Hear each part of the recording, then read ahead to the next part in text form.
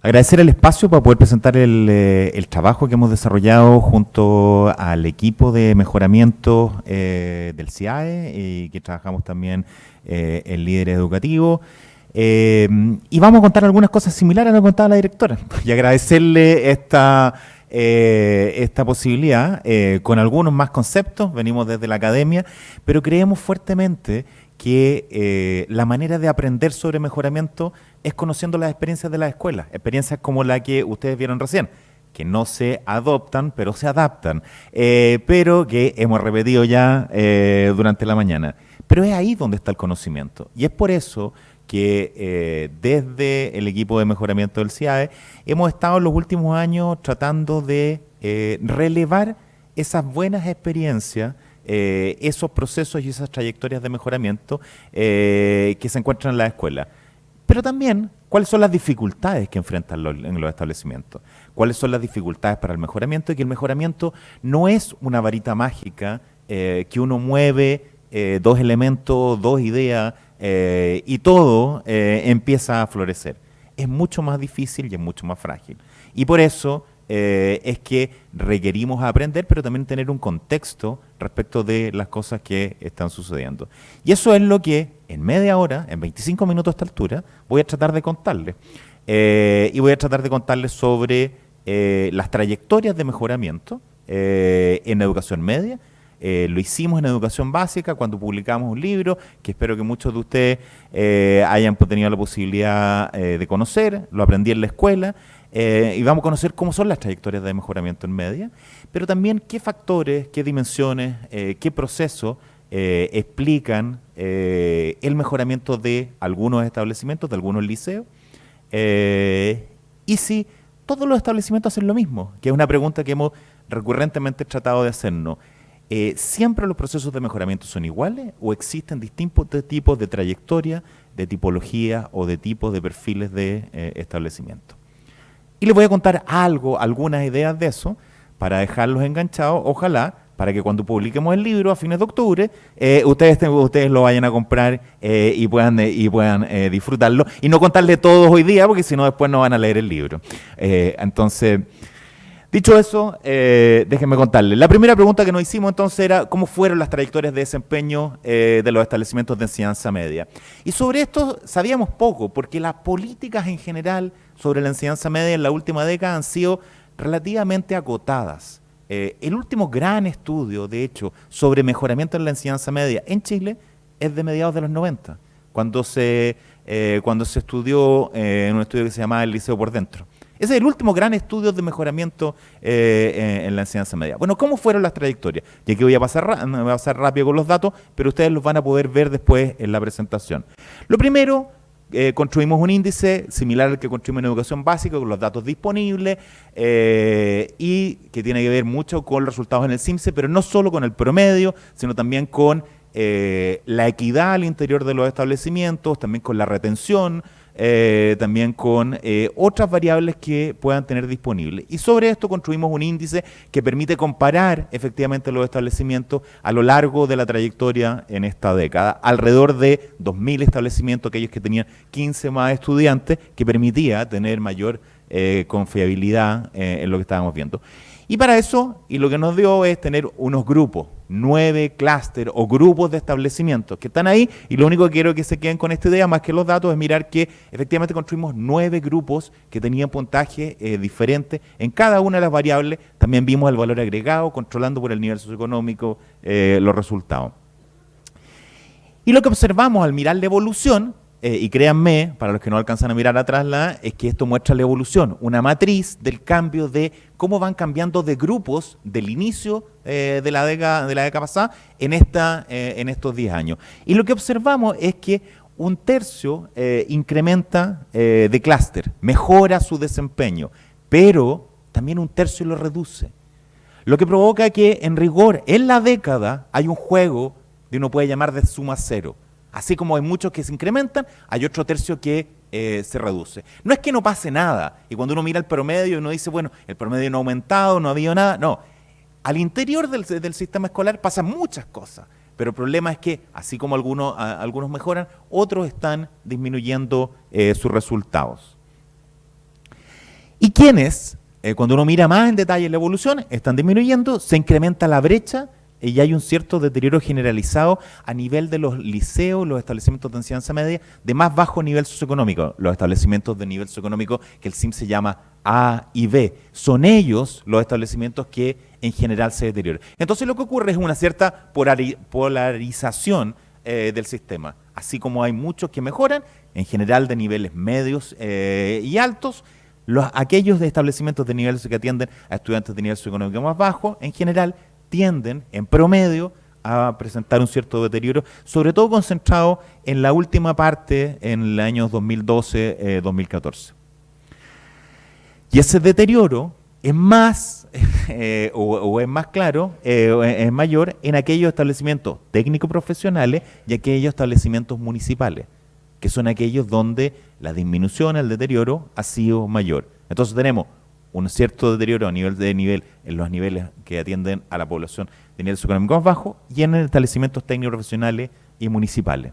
Bueno, por algo estamos ahora, por fin, reconstruyendo el sistema de educación municipal o tratando de reconstruir el sistema de educación municipal.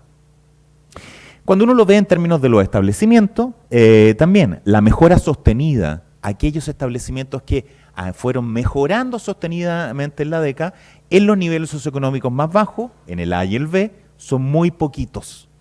Y en cambio, la mayor parte de los establecimientos de nivel socioeconómico bajo, más bien lo que muestran es un deterioro sostenido o una mantención en un nivel más bien crítico o un nivel bajo de esos resultados. Dicho eso, y me voy a saltar un poco acá, la pregunta era, bueno, ¿cómo lo hicieron esos poquitos que yo les mostraba, establecimientos que tenían de nivel socioeconómico medio y medio bajo o bajo, liceo, cómo lo hicieron para mejorar su desempeño? Entonces fuimos a ver, efectivamente, un estudio de caso, un estudio en profundidad.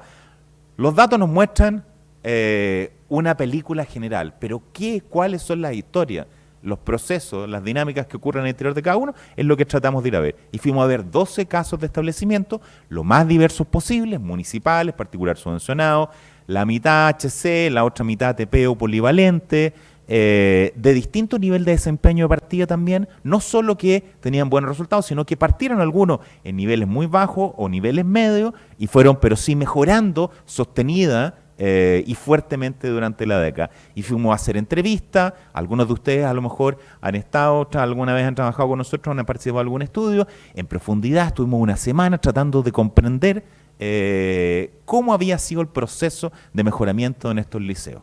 Hicimos cuestionarios, entrevistas, etc. Y hicimos un análisis transversal, de lo cual yo les voy a contar algunas ideas, como le dije, para que después pueda leer el libro hoy día. Y también una cierta construcción de perfiles o tipos de liceo. Bueno, ahí tienen las trayectorias de los establecimientos. Como ustedes pueden ver, algunos son del norte, del centro, del sur. Hay algunos que parten en niveles y estas flechas que se muestran todos tienen una evolución y un mejoramiento enorme, pero partiendo de muy distintos niveles. Porque la idea era preguntarse, efectivamente, si partir de distintos niveles hace diferencia o significa algo respecto de los procesos de mejoramiento. ¿Qué es lo que encontramos? 4 grandes dimensiones de hallazgos transversales. Una respecto de la complejidad de los procesos de mejoramiento, otra respecto del liderazgo. Acá nuestra directora y nuestra invitada internacional nos va a hablar de eso, respecto de la relevancia del liderazgo y la cultura profesional docente. Otro respecto de la convivencia y la relación con los estudiantes, porque acá los estudiantes son muy distintos y hace una gran diferencia en las culturas juveniles. Y otro respecto de la organización pedagógica y curricular. Respecto a la complejidad. Son procesos mucho más complejos que los que vimos en básica. Hicimos varios estudios anteriores respecto al mejoramiento en básica y aquí son mucho más complejos. En parte por lo que estaba contando la directora. Porque estos liceos son mucho más visibles para la comunidad. Porque estos liceos están afectos a efectos en los estudiantes que tienen consecuencias directas y súper y precisas. Entrar o no a la universidad, entrar o no a un buen centro de formación técnico, tener un buen empleo, una posibilidad de tener un buen empleo o no. Porque es un periodo más corto, son solo 4 o 6 años, que en la escuela básica. Porque las familias y los estudiantes demandan una cuestión más relevante. Entonces, porque las dinámicas de mercado que son que están presentes en todo el sistema escolar chileno, son mucho más fuertes en educación media, porque son menos establecimientos, porque los cabros se pueden movilizar mucho más, porque tienen poder de decisiones respecto de me voy, cambio, me retiro, no sigo en el establecimiento, etcétera. Entonces, son resultados observables con efecto importante a corto plazo. Y son establecimientos que requieren, la educación media requiere estar mirando siempre mucho más fuertemente que en la educación básica, que en la escuela, la vinculación con el entorno. La vinculación con el entorno por los estudiantes, pero también la vinculación del entorno con las universidades, con el sistema de educación superior, con las empresas, en el caso de los estudiantes técnico profesional, con las escuelas básicas hacia abajo respecto de cuál es la atracción de matrícula que voy a tener, etcétera. Entonces, mucho más complejo los procesos de mejoramiento al interior. En general son establecimientos mucho más grandes también, en promedio. Son establecimientos más grandes y más diversos en términos de los estudiantes que reciben. Los estudiantes que reciben vienen con una mucho mayor diversidad de aprendizajes, de dificultades, de desafíos que en la educación básica. Y lo que observamos son cambios institucionales mayores, como el que contaba la directora, respecto de la evolución que ha tenido este liceo histórico, ¿no? Cambios institucionales mayores como, por ejemplo, la decisión de algunos de hacerse mixtos, de ser un liceo tradicional de hombres o de mujeres y hacerse mixto, o cambiar de orientación, ser históricamente un liceo HC y transformarse en un liceo polivalente o definitivamente en un liceo TP. Porque eso era la demanda, porque hay que estar muy atento. La demanda y el cambio del entorno es muy rápido, por ende la capacidad de adaptación de los establecimientos es clave. Sin capacidad de adaptación, un liceo tiende a tener muchas dificultades para sobrevivir. Entonces, cambio de orientación o fusión con una escuela básica, transformarse en una escuela completa, ya no solo un liceo, también otra alternativa. Entonces, cuando lo que nosotros vemos en términos del proceso de mejoramiento es que lo que ocurre son más bien como unos saltos en términos de mejoramiento, más que como vimos en las escuelas que era un proceso gradual y sistemático de mejoramiento. Aquí a veces ocurren cosas, la llegada de una nueva directora, el cambio de orientación, etcétera, que genera un salto enorme en los establecimientos en términos de mejoramiento. Después de lo cual hay un proceso sistemático, por supuesto, de evolución y de mejoramiento, pero primero una cosa distinta. Respecto al liderazgo, por supuesto, y el ejemplo que vimos recién es evidente y en las escuelas básicas es clave el liderazgo y la mayor parte de los liceos que vimos, buena parte de la explicación sobre el mejoramiento, sobre todo sobre su inicio, tiene que ver con un liderazgo potente que no tiene que ver solo con el director, tiene que ver con un equipo directivo y es muy relevante la estabilidad y los procesos de sucesión que ocurren al interior de los establecimientos. Pero tiene también distinciones con respecto a las escuelas básicas. En general, en los liceos, sobre todo en aquellos más grandes, hay equipos más grandes, hay una marcada división de funciones, hay un trabajo en equipo, no solo, pero también hay un cierto liderazgo pedagógico que está siempre muy de moda, pero más bien delegado muchas veces, porque el director tiene un trabajo muy importante en términos de organización, de la enorme cantidad de actividades como presentó la directora recientemente y de la vinculación con el entorno, en la relación con el municipio, con las empresas, con la universidad, con las miles de actividades que existen en un liceo. Entonces, hay una cosa mucho más delegada desde el punto de vista de ciertas funciones, en los inspectores o en los equipos de convivencia, los temas que tienen que ver con la disciplina, con la relación, etcétera, y en los jefes de UTP, en los temas académicos. Pero hay diversos grados de distribución y aparecen también otras figuras muchas importantes, otros actores, otros líderes muy relevantes en la escuela. Los jefes de departamento, otros coordinadores de los muy distintas áreas y proyectos que están. Y los directivos, como yo decía, en búsqueda de redes y oportunidades muy fuertes externas. Hay ciertamente, todos estos liceos, lo que nosotros encontramos fue una cultura profesional basada en la confianza en las capacidades de los profesionales. Estos son profesionales que tienen una disciplina, que se han formado, son profesores de media, y hay mucha confianza en las capacidades de los docentes y en la promoción de eso, y un trabajo colaborativo muy potente. Pero a diferencia de las escuelas básicas, que vimos que mejora, el trabajo colaborativo, sobre todo en aquellos de mayor desarrollo, se da a nivel de los departamentos. No en todos encontramos unos departamentos potentes, pero en los de mayor desarrollo, sobre todo en aquellos más grandes, fue muy importante el trabajo de los departamentos. Es ahí donde se trabaja y por ende los jefes de departamento, o que tienen muchos nombres, dinamizadores, coordinadores, etcétera, son muy relevantes porque la disciplina en los liceos es muy relevante. Y el jefe de UTP difícilmente puede ser experto en cada una de las disciplinas. Y por ende el trabajo acá es muy importante. Y por otro lado es porque le da confianza y profesionalismo y un desarrollo profesional más potente. Pero por otro lado, así como encontramos eso, también encontramos, igual que en las escuelas básicas, una mayor tecnificación de la gestión curricular. Ciertas ideas que encontramos en la educación básica que eran más bien extrañas en la educación media, que también se han ido desarrollando en la educación media, como la observación de clase, como la retroalimentación, como el control de la cobertura curricular, etcétera. Técnicas que uno pudiera llamar más de gestión, que han provocado cierta tensión en algunos, porque los profesores de media no están tan acostumbrados a esta cierta idea respecto del control, respecto de estos mecanismos de monitoreo. Respecto a la organización y gestión curricular, y aquí voy a ir un poquito más rápido porque se me va a acabar el tiempo, la verdad es que lo que encontramos es una limitada innovación curricular. En general no encontramos grandes innovaciones en términos de la estructura de las organizaciones curriculares. Más bien lo que encontramos es que estos establecimientos muy preocupados de poder implementar un currículum que consideran muy desafiante y extenso, y de poder contextualizarlo, sí, a la realidad de cada uno de los establecimientos, a la realidad de los establecimientos del sur, del norte, etcétera. Pero no tanto en términos de innovación curricular. En general, las mayores innovaciones curriculares las encontramos en algo que no es el currículum obligatorio, que tiene que ver con los talleres extracurriculares. Es ahí donde muchas veces se dan las mayores innovaciones curriculares. Es ahí donde parece haber más libertad para poder innovar. En todos estos liceos lo que encontramos es, en general, o en la mayoría de ellos, una gran cantidad y diversidad respecto de talleres extracurriculares, de una oferta extracurricular importante, que en realidad no es extracurricular, se llama así, pero es parte muy relevante del currículum de la escuela. Pero ahí es donde encontramos la innovación. Pero en general un limitado desarrollo, salvo en estos espacios más acotados, un limitado desarrollo respecto de lo que se llaman habilidades para el siglo XXI.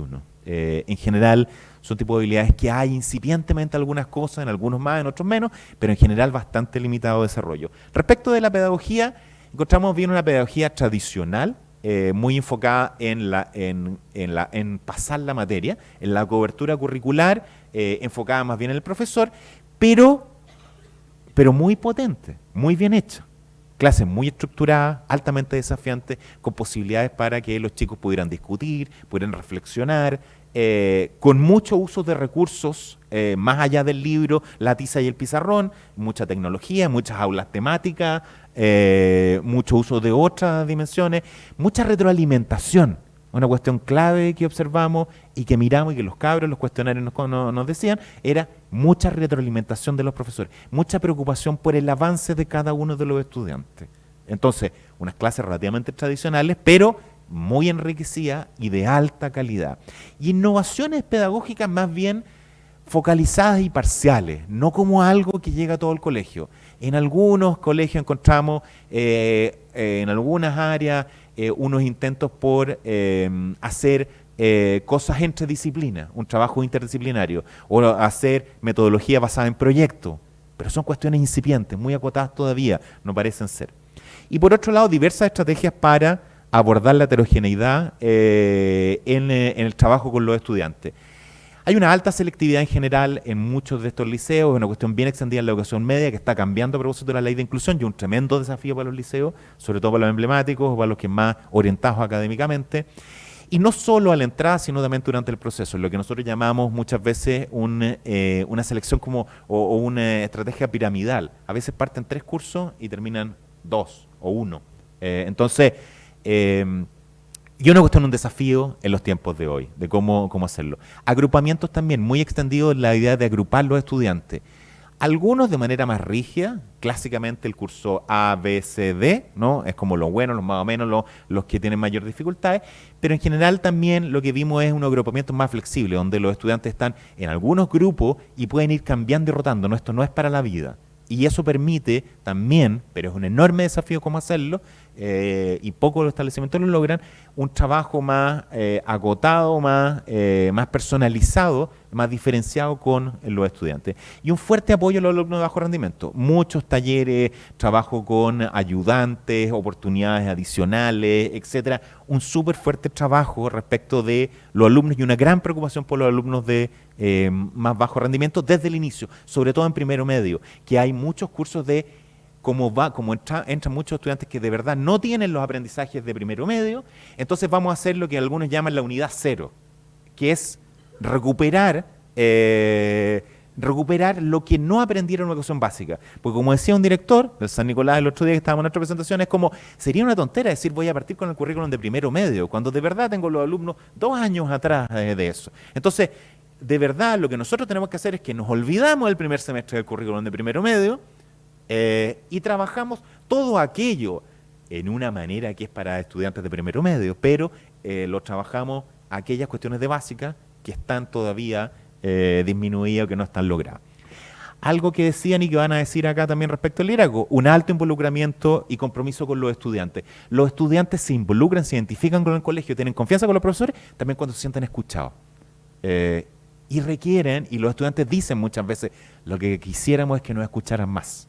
Y cuando se sienten escuchados, no necesariamente que uno esté de acuerdo, pero cuando se sienten escuchados, cuando están apoyados, cuando se sientan que los profesores no solo les vienen a hacer la clase, sino también tienen un compromiso con ellos, efectivamente ellos también tienen mayor motivación, están más dispuestos a hacer sacrificios, están más dispuestos a trabajar, están más identificados con el colegio. Y eso es un haber gigante. Un gran aprendizaje del estudio que hicimos es como la escucha de los estudiantes y pensar, ponerse en la posición de ellos y ponerse en el lugar de ellos, tratar de entenderlo, es muy relevante. Y eso no ocurre en todos los liceos. Y eso no es la tradición del liceo chileno en general.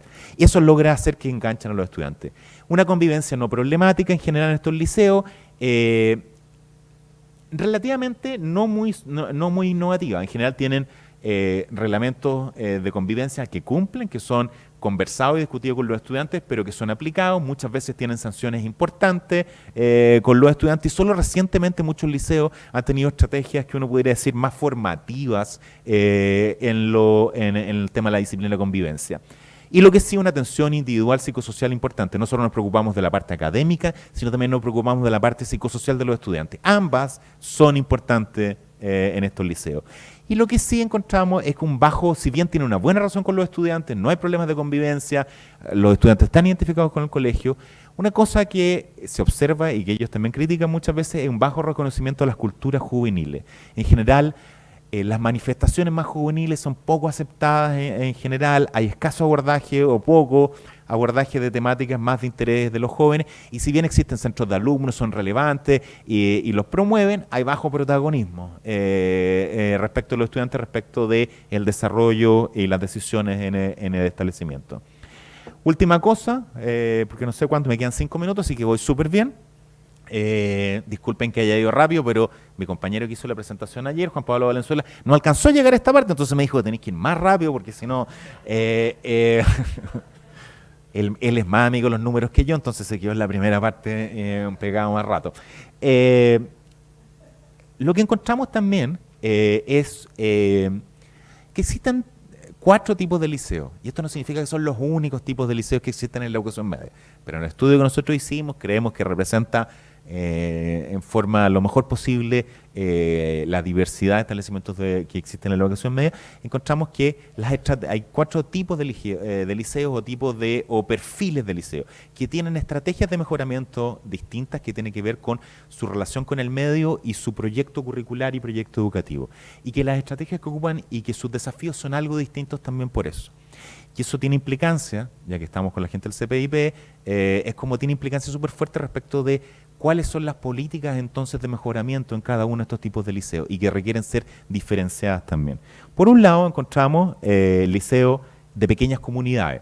Los liceos de pequeñas comunidades son muchas veces el liceo de la comuna, son liceos de una comuna pequeña, que es el único, o hay a lo mejor 2 liceos en esa comuna con suerte. Entonces, a ese liceo van toda la gente de la comunidad, de todos los niveles socioeconómicos, todos se conocen. El liceo, en rigor, es un proyecto de la comunidad. está súper expuesto, porque de verdad, si le va mal al liceo, nos va mal, a todos nos va mal. Pero por lo mismo tienen un alto capital social esos liceos. El tema de la competencia no es un tema, hay un alto capital social y hay una diversidad y tratan de ser lo más integrales posible. Muchos de estos liceos son polivalentes o tienen algo así, aunque sean HC, pero tienen distintos tipos de alternativas, porque tienen que tratar de tener alternativas para los distintos tipos de estudiantes de la comunidad. Por otro lado, los liceos emblemáticos locales, nos fuimos a ver los liceos emblemáticos de Santiago, aunque vamos a publicar también un libro después sobre los liceos emblemáticos de Santiago, de la región metropolitana, pero fuimos a ver lo que llamamos liceos emblemáticos locales, de otras regiones, ¿no? Que son liceos típicos chilenos HC, históricamente selectivos, orientados solo a un tipo de estudiante, el logro académico como primera prioridad.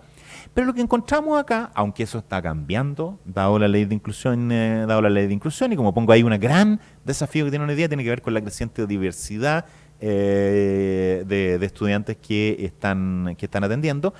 Pero aquí lo que encontramos es un liderazgo súper fuerte y altamente distribuido en los departamentos. Los departamentos, en rigor, acá son el motor del mejoramiento y del desarrollo de estos establecimientos. Es ahí donde se juega el desarrollo profesional, donde se toman decisiones, en algunos incluso son ellos los que entrevistan a los profesores que van a entrar al liceo, etcétera. Entonces, y múltiples esfuerzos por mantener el prestigio del liceo público de excelencia y algunos atisbos de innovación en la gestión pedagógica curricular. Por otro lado, encontramos otros liceos que han mejorado mucho, que llamamos urbanos populares. Son liceos de la mayoría en la región metropolitana, liceos en comunas muy pobres y complejas, donde el liceo de alguna manera su proyecto es que ellos son el lugar seguro de la zona en que están ubicados. Entonces levantan unas paredes gigantes porque aquí los estudiantes van a estar seguros y lo que yo tengo que ofrecerle a los estudiantes que no tienen más oportunidades y que si no van a estar en el microtráfico o en cualquier otro desafío que tiene el territorio, tengo que ofrecerle un proyecto que les permita mejorar sus resultados como sea. A dar lugar, porque eso es lo que les va a dar una oportunidad de hacer algo distinto a lo que está en esta comunidad. Pero en ese desafío, en ese tremendo esfuerzo que hacen, generan un estrechamiento curricular gigantesco, porque su desafío está puesto en las pruebas y en la selectividad. Y los cabros que no pueden o que tienen más dificultades, terminan yéndose. Tienen altos niveles de repitencia muchas veces, etcétera. Tienen un fuerte. Los cabros que logran salir de ahí, efectivamente generan unas grandes oportunidades para ellos, pero con un costo enorme del proyecto y el resto de los estudiantes. Y por último, los liceos técnicos profesionales, que tienen un desafío distinto. Son liceos, en general estos son liceos, no el TP clásico chileno, que en general es no tiene mucho desarrollo. Son liceos de alto estándares en términos de equipamiento, infraestructura y pertinencia de las especialidades. Tienen fuertes vínculos con la institución externa. El consejo empresarial aquí es de verdad. No es solo uno que se junta una vez al año y que nos tomamos un café, no, de verdad está ahí. Se juntan de manera sistemática, tienen fuertes vinculaciones, están trabajando constantemente con las empresas, se adaptan rápidamente, están siempre mirando el entorno productivo para adaptarse rápidamente, porque en el TP, el que no se adapta rápidamente, de la empresa no te contratan, no puedes tener titulación, etcétera. Entonces, y preocupación sí, y lo que vimos es una cuestión distinta, es que en general, si bien son muy buenos TP en su especialidad, están preocupados de la educación general, porque están preocupados de que la educación TP ya no es una educación terminal, no es que se van. La mayor parte de sus alumnos siguen estudiando. 2/3 más o menos de sus alumnos siguen estudiando en la educación superior. La mayor parte de ellos carreras técnico-profesionales, pero siguen estudiando. Entonces no es terminal, no ahí termina la formación. Última cosa, un resumen, es como uno puede mirar las tipologías, este resumen que muy muy breve que les conté, desde el punto de vista de dos grandes ejes. Uno tiene que ver con la aproximación curricular, si es más ambiciosa, comprensiva, o si es más bien focalizada y restringida. Por un lado, el eje vertical, y en el eje horizontal uno puede mirar el nivel de apertura, trabajar o no con todos los potenciales estudiantes y sacarlo adelante, o ser más bien selectivo.